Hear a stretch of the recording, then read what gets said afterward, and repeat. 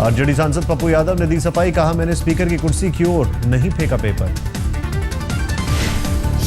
इस तरीके से आपने पेपर स्पीकर की तरफ उछाले, क्या वो लगता है आपको? मैंने पेपर नहीं उछाले, ये बात सभी ने देखा, सब आप फोटोज मंगा के देख लीजिए।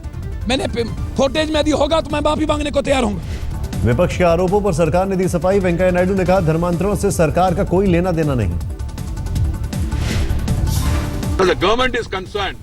We are neither in favor of conversions nor in favor of reconversions. The government have no role at all.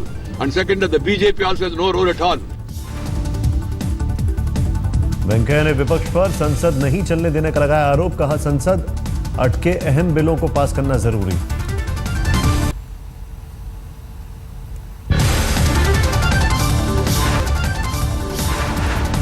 Delhi में जनता परिवार ने मोदी सरकार के खिलाफ खोला मोर्चा। मुलायम, लालू और नीतीश ने एक साथ किया हमला। जेडीयू, एसपी और आरजेडी समेत 6 पार्टियों को जंतर मंतर पर महाधरना, मोदी सरकार को याद दिलाया चुनावी वादा। आरजेडी के मुखिया लालू यादव ने मोदी पर बोला हमला, कहा काले धन का क्या हुआ, कब आएगा काला धन। पहला नंबर 1 है काला धन लाओ, आज प्रत्येक भारतीय का खाता में पन्ने लाख जमा करो, देश की जनता को ठगने का काम होगा। लालू ने अपने भाषण में रोजगार से लेकर चीनी घुसपैठ का उठाया मुद्दा, बीजेपी पर लोगों को गुमराह करने का लगाया आरोप।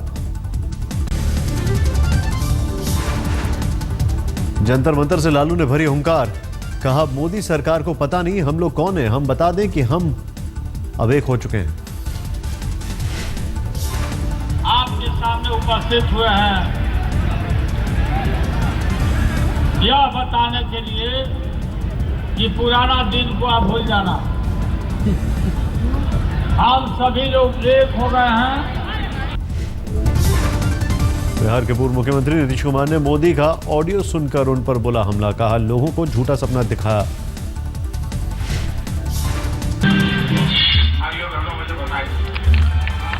कि हमारी चोरी किया हुआ पैसा वापस आना चाहिए कि नहीं आना चाहिए? आवाज पहचान रहे हैं नहीं?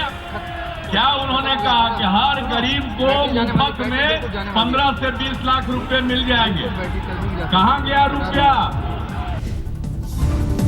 नीतीश ने अपने भाषण में काले धन से लेकर किसानों की खुदकुशी का उठाया मामला, कहा मोदी सरकार ने वादा तोड़ा।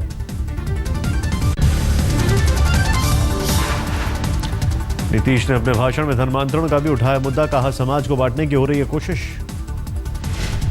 समाजवादी पार्टी के मुखिया मुलायम सिंह यादव ने कहा हम यूपी बिहार तक सीमित नहीं, अब दिल्ली पर भी कब्जा करेंगे। 25 साल के बाद अकेले बाबत की सरकार बना दी है, इसलिए अब दिल्ली को रवाना है, अब होना है आपको, अब दिल्ली में कब्जा करना है। मुलायम का आरोप, मोदी सरकार दंगे फैलाना चाहती है, मुसलमानों को कोई देश से बाहर नहीं निकाल सकता। जंतर मंतर पर महाधरने में पूर्व प्रधानमंत्री एचडी देवगौड़ा और शरद यादव भी मौजूद, सभी ने एकजुट कर होकर लड़ने का लिया संकल्प। जनता परिवार के वार पर केंद्र का पलटवार, वेंकैया नायडू ने कहा जनता परिवार के साथ जनता ही नहीं। जनता परिवार जनता परिवार में जनता नहीं है जी, क्या करें। यूपी के फिरोजाबाद में भी जबरन धन परिवर्तन की कोशिश, ईसाई बनने के लिए हिंदुओं को दिया गया प्रलोभन। नगला तुलसी गांव के लोगों के मुताबिक 20 परिवारों को ईसाई धर्म अपनाने के लिए दिया गया लालच। लालच दिया जा रहा है लोगों को। कैसा लालच दे रहे हैं? ऐसा दिया जा रहा है कि नौकरी मिलेगी धर्म बदलने से, या धर्म बदल लो तो नौकरी मिलेगी, ऐसा लालच। ग्रामीणों की शिकायत के बाद हरकत में आया प्रशासन, एसडीएम ने कहा मामले की कराई जा रही है जांच। ये प्रकरण संज्ञान में आया है, प्रकरण की जांच, पक्षों की जांच की जा रही है। यदि ये लगाए गए आरोप सत्य पाए गए तो कठोर से कठोर कार्रवाई। शारदा चिटफंड घोटाले को लेकर लेफ्ट नेताओं ने की प्रधानमंत्री से मुलाकात, जांच में तेजी लाने की मांग। पीएम से मुलाकात के बाद बोले सीताराम येचुरी, कहा घोटाले में गिरफ्तार लोगों ने मुख्यमंत्री ममता समेत कई लोगों का नाम लिया है। मेमोरेंडम के अंदर जो लोग पकड़े गए उन लोगों ने कई सारे नाम गिनाए, जिसके अंदर माननीय मुख्यमंत्री का भी नाम है। अब ये सब नाम आ रहे हैं। सीबीआई की जांच एक तरफ से चल रही है सुप्रीम कोर्ट के निर्देश पर।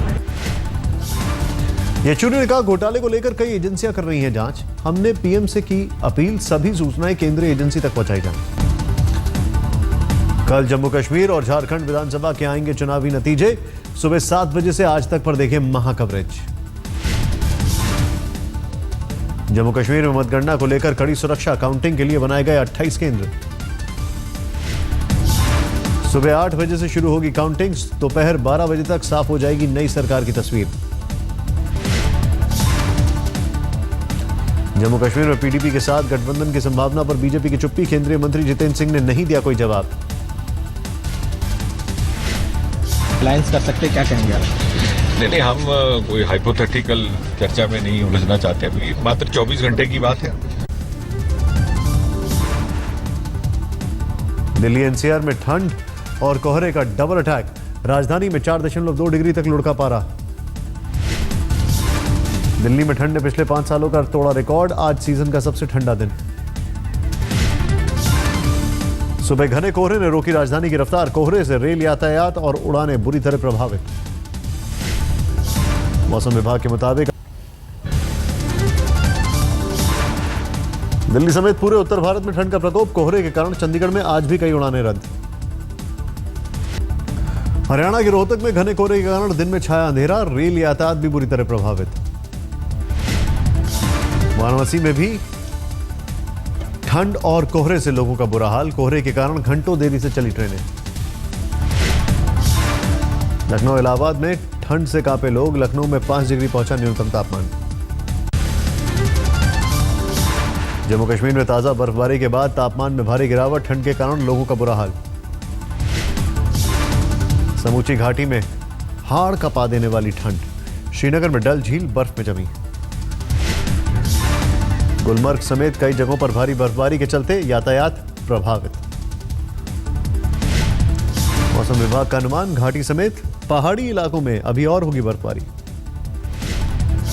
राजस्थान के चूरू और फतेहपुर में ठंड का कोहराम, 0 से नीचे पहुंचा पारा। चूरू में खेतों में जमी बर्फ।